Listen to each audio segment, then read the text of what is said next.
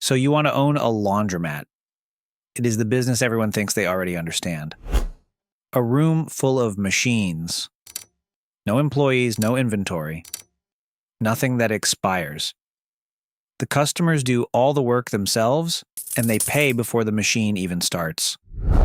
Across America, there are roughly 29,000 of these places, quietly pulling in close to $5 billion a year. And online, it gets sold to you as the perfect passive income machine. Buy one. Collect the quarters. Retire early, but almost everything in that pitch is wrong. Because a laundromat is not really a laundry business. It is a utility business wearing a costume. And the two things that decide whether you get rich or get wiped out are not the machines. They are a contract you sign and a bill you cannot control. This is the economics of owning a laundromat. Let's start with the number everyone wants. What does one of these cost? If you buy an existing laundromat, the realistic range is $100,000 to $500,000. A small, tired, unattended store in a quiet town can trade for under $100,000. A large, recently re-equipped store in a dense city with a delivery service attached can pass $1 million. And the price is not pulled out of thin air. Laundromats are valued at roughly 3.5 to 5.5 times their annual net income. Read that again because it matters. You are not buying machines.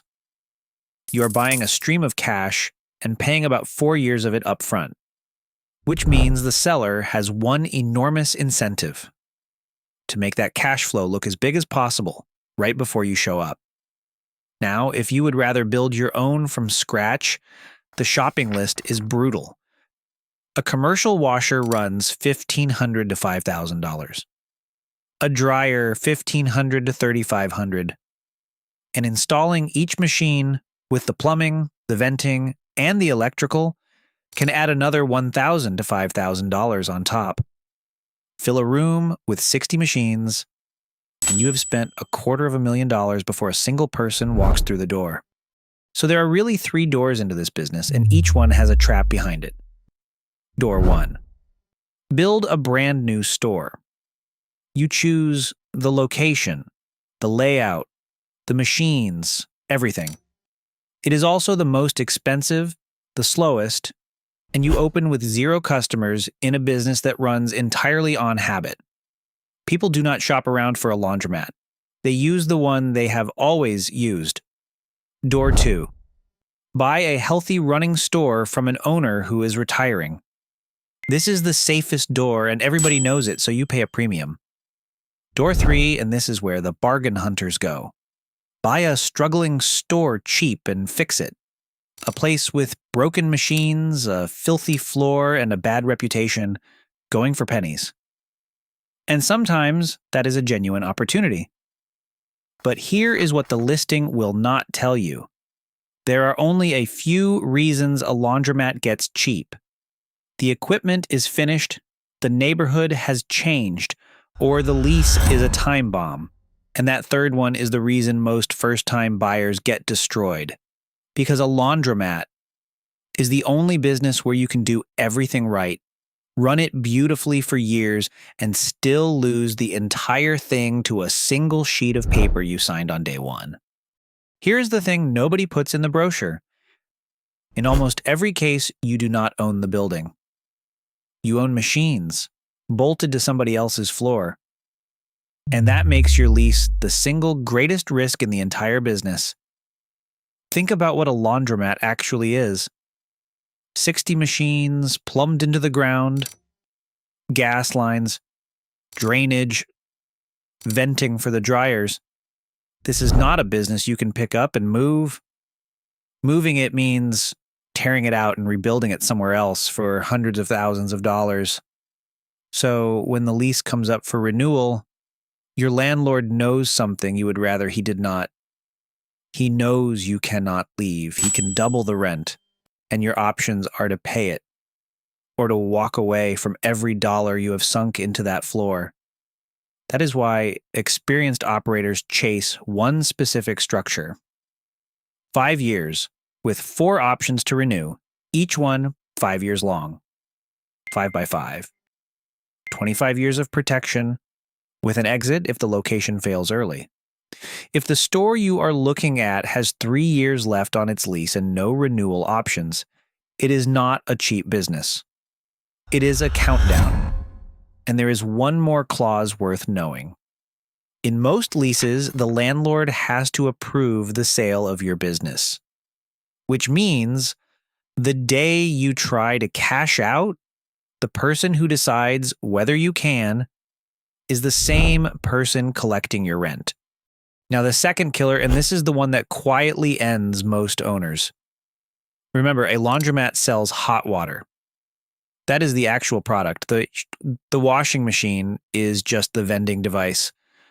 So your true cost of goods is not soap or staff. It is water, sewer, gas, and electricity, and those are set by people you will never meet. Every wash uses somewhere between 15 and 40 gallons of water, depending on how old the machine is. Multiply that by a few hundred loads a day. Water and sewer alone typically run between $1,500 and $4,000 a month. Add gas to heat that water and run the dryers, plus electricity, and total utilities land somewhere between $2,000 and $9,000 every month. In percentage terms, utilities eat anywhere from 15 to 40% of your operating costs.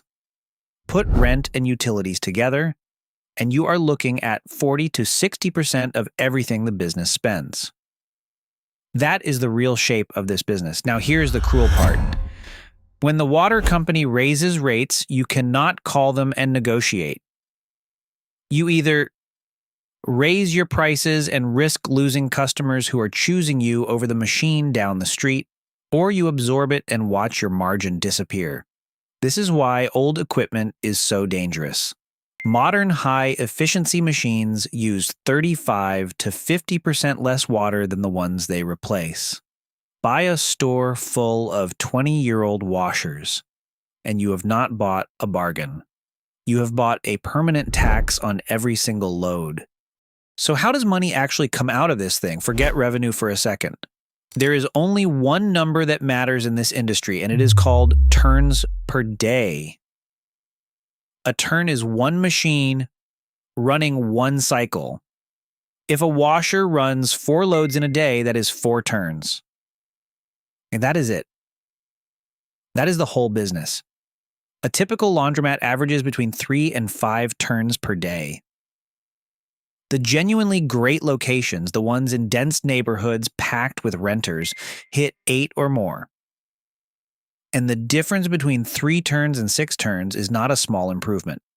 It is double the revenue from the exact same rent, the exact same machines, and almost the exact same bills. Now put a price on it. A standard washer takes somewhere between $3.50 and $5 a load. The big front loaders, the ones that swallow a duvet, take $6 to $8. Dryers run $1.50 to $3 a cycle. Stack that up across a full store, and a 20-washer laundromat typically grosses $250,000 to $400,000 a year. A large one, 40 to 60 washers in the right neighborhood, can clear $600,000 to over $1 million. That sounds enormous. But remember what we just said about where the money goes. And that is exactly why the smart operators stopped relying on the machines at all. Here's the reveal that separates the people making real money from the people slowly going broke. The self-service machines are not the business anymore. They are the infrastructure. The actual profit engine is a service called wash, dry, and fold. It works like this. The customer drops off a bag of dirty laundry. Your staff wash it, dry it, fold it, and they pick it up clean. And you do not charge them per machine. You charge them by the pound. Typically $1.25 to $2.50 per pound, with most operators sitting right around $2. Now think about what that does to the economics. That same washer running that same cycle, using that same water, now produces several times the revenue because you are not selling a machine cycle anymore. You're selling somebody their Saturday back, and you control when it runs. Instead of praying customers walk in, you fill your dead hours, the empty Tuesday mornings, with paid work. Operators who add wash, dry, and fold typically see it grow to 25 to 40% of total revenue within the first year.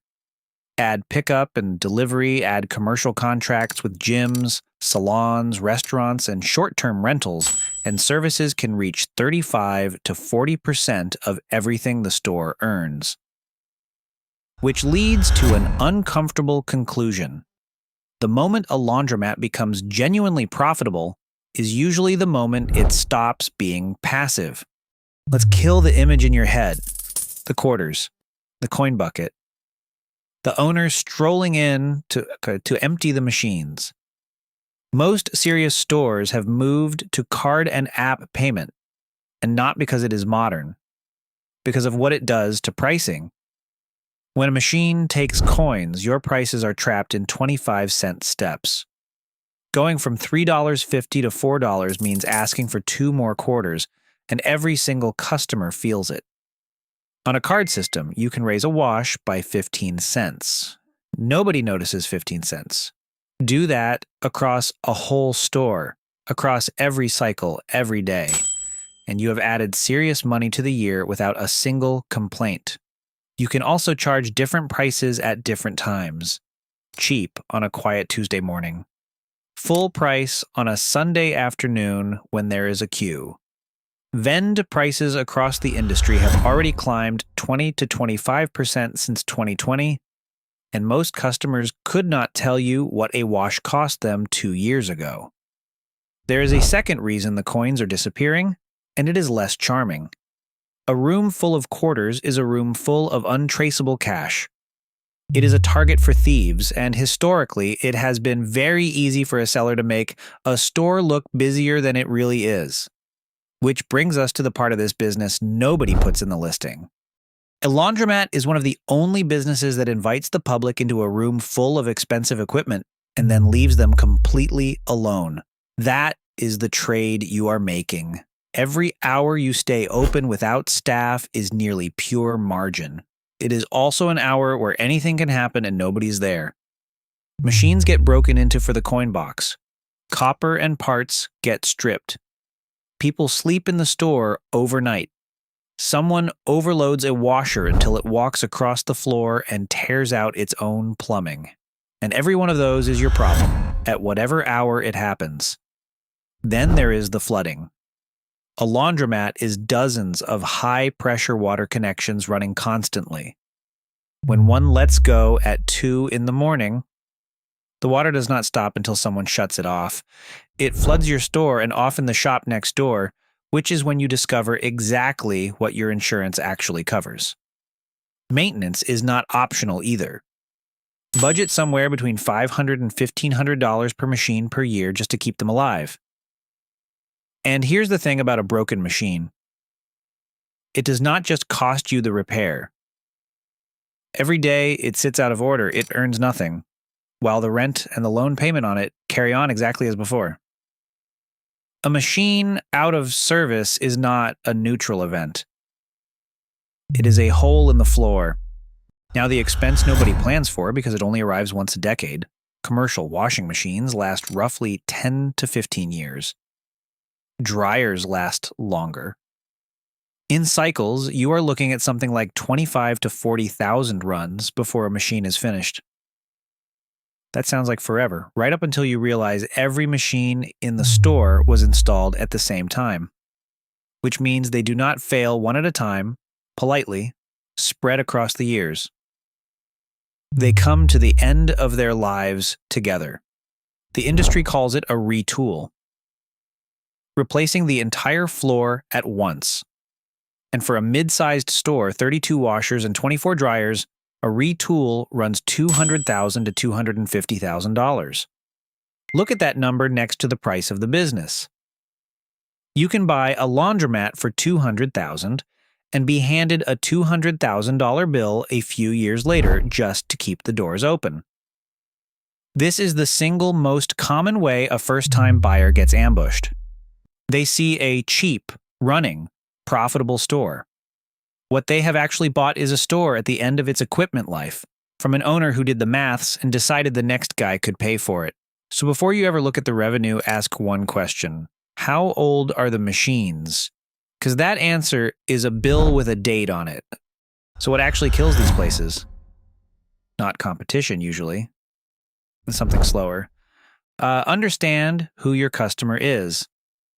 Somewhere between 60 and 80% of laundromat customers are renters, people who do not have a washing machine where they live. That is the entire foundation of the business. You are not selling clean clothes. You are selling access to a machine that people cannot fit, afford, or install at home, which means your real business partner is the housing stock within about a mile of your front door.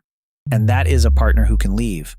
A developer buys the old apartment block down the street and replaces it with new units, and new units come with hookups in the apartment. The neighborhood gets richer. The rent goes up. The renters who filled your store move out, and the people who move in have their own washer and dryer. Your store did not get worse. Your customers were replaced. This is exactly why laundromats have been disappearing from the fastest gentrifying parts of American cities while doing perfectly well a few miles away. Which is why the experienced operators will tell you the same thing in the same order. This is not a laundry business. It is a real estate business. You are making a 10 to 20-year bet on who is going to be living on that street. And you are making it with equipment you cannot move. So let's actually run it. Two versions, honestly. Version 1. The dream you were sold. You buy a solid store for $300,000. It grosses $300,000 a year. Take out rent. Take out utilities. Take out maintenance, insurance, and a part-time attendant. A well-run store lands at a 20 to 35% net margin. So call it $75,000 a year in profit on a $300,000 purchase. That is a 4-year payback, and a return most investors would take instantly. That version is real. It happens. Now version 2, same store. But the machines are 12 years old, and 2 years in and you face a $200,000 retool. Your lease has 4 years left, so the bank is nervous and the landlord knows it. Utilities jump. A washer floods the unit next door. And that $75,000 a year in profit is now paying for a retool instead of paying you. Suddenly, it is not a 4-year payback. It is year 6, and you have not made $1. Same building, same machines, same customers. The only difference between those two outcomes is the lease, the age of the equipment, and the utility bill, none of which are the things the listing puts in the headline. So who actually wins here? Almost never the person who wanted passive income. The people who do well in this business look remarkably similar. They own more than one store, so a single flood or a single dead machine does not end them. They negotiated a long lease before they ever thought about the machines. They bought efficient equipment because they understood they are really buying water. And they built a service business on top of the self-service floor because that is where the margin actually lives. The people who lose look similar too. They bought the busiest looking store they could find with the oldest machines and the shortest lease, and they called it passive. Here is the honest version. A laundromat is a genuinely good business. It is recession resistant. People need clean clothes in any economy. It takes cash before it delivers the service, and it will never be replaced by an app. But it is not passive, it is not simple, and it is not really about laundry. You are buying a long-term bet on a neighborhood, financed by machines you cannot move, governed by a lease you did not write, and taxed by a utility bill you do not control. Get those 3 right and the quarters take care of themselves. That is the economics of owning a laundromat.